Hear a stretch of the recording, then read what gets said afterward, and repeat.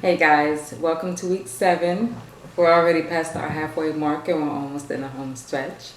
So, this week was about Esther chapter 7, and this for me was a time where God really began to bring things around full circle, and He really began to, what I thought was coming to the end of something, I really realized was truly the beginning of something so much bigger than I can even imagine, and I still can't imagine. But in this chapter, we learn that timing is everything.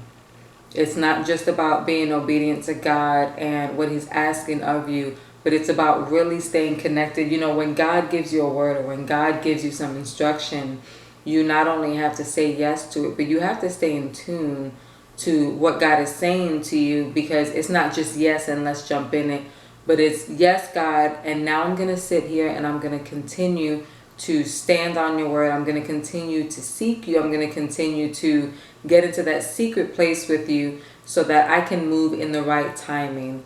Esther learned to do that, and because of that, things came together the way they needed to come together, not only for her, but God was able to fight on her behalf as far as her enemies were concerned. And so for Derek and I, with us, it was about us being obedient. It was about us not looking at everything around us when it came to our finances, when it came to the drama that was happening around us, when it came to people's opinions that were being spoken of around us and behind our backs. But we had to move in the timing that God wanted us to move.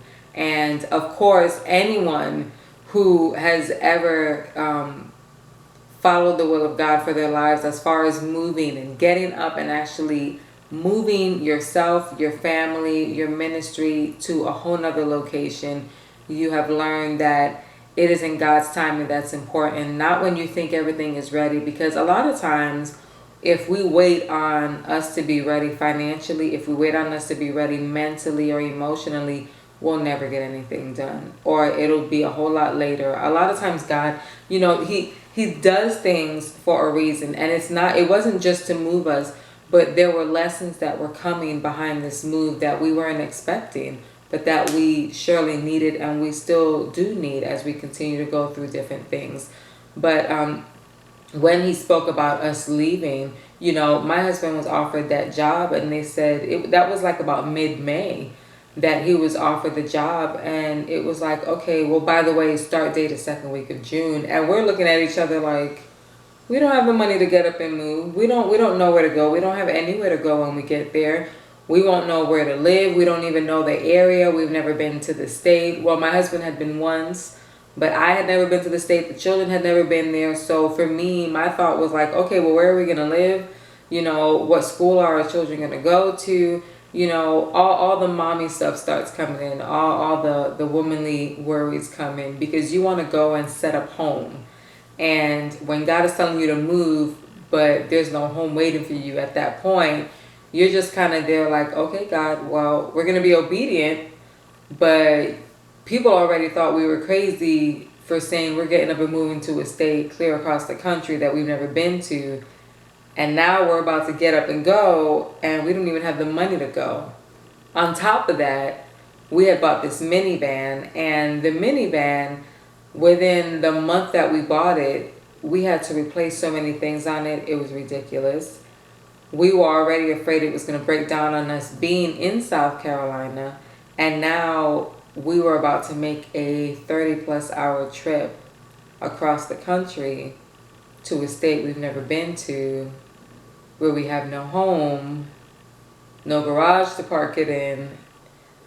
We don't even have the money. And God said, get up and go.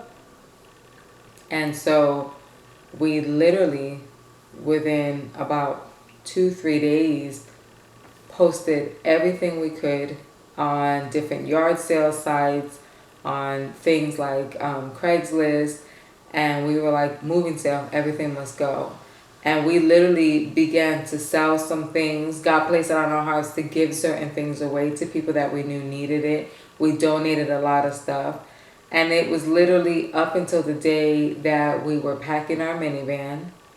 Our second car that we had, literally the engine died on us within 2 days of us getting ready to leave. So now we're looking like, okay, God, here we go. We left Florida with 2 cars and whatever we could fit in it along with the kids. We're leaving South Carolina with a minivan, whatever we can fit in it along with the kids. And it was literally, we made our final sale. I think we sold a TV for like $300. And we took everything we had, put it in the bank.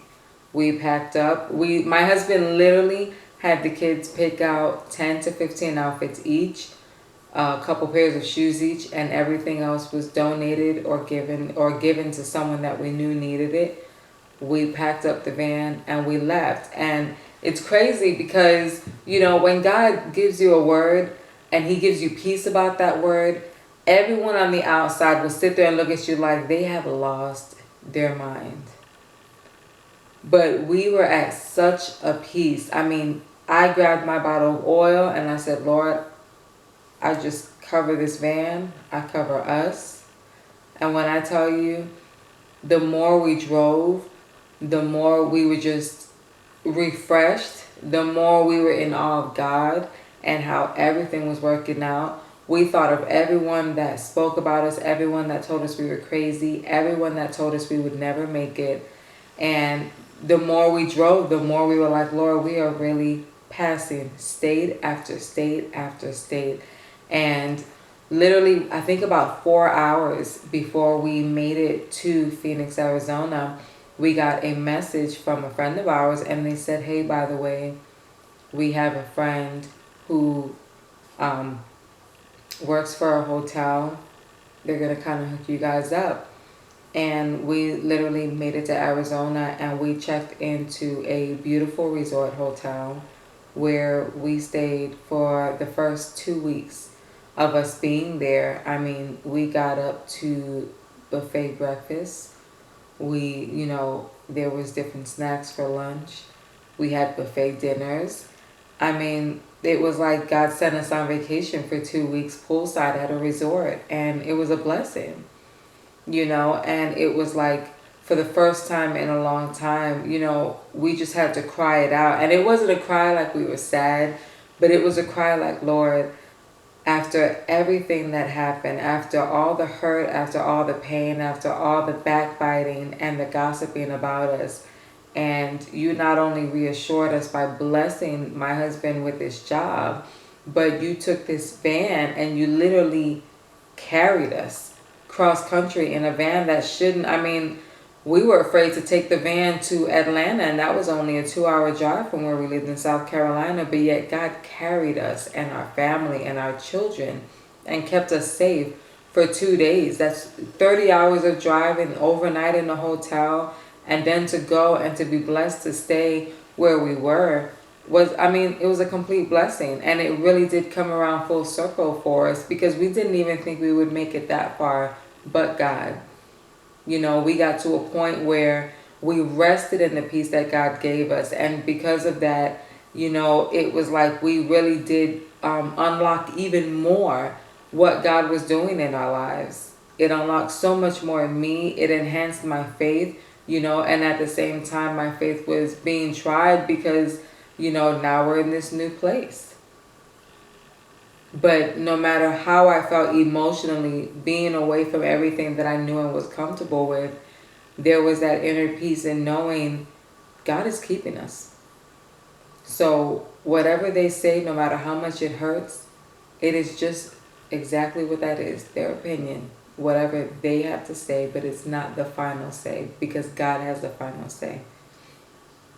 So we went from getting a word, going through the ups and downs, starting to fall apart, but then God picking us up, bringing us back together, and bringing it around full circle, because we not only are able to get up and go, but he brings us all the way there. He keeps us there with no issues, no car problems, no issues with any harm or anything dangerous on the road. And we make it there with practically nothing, no kind of money, no kind of nothing, and we get put into a resort hotel.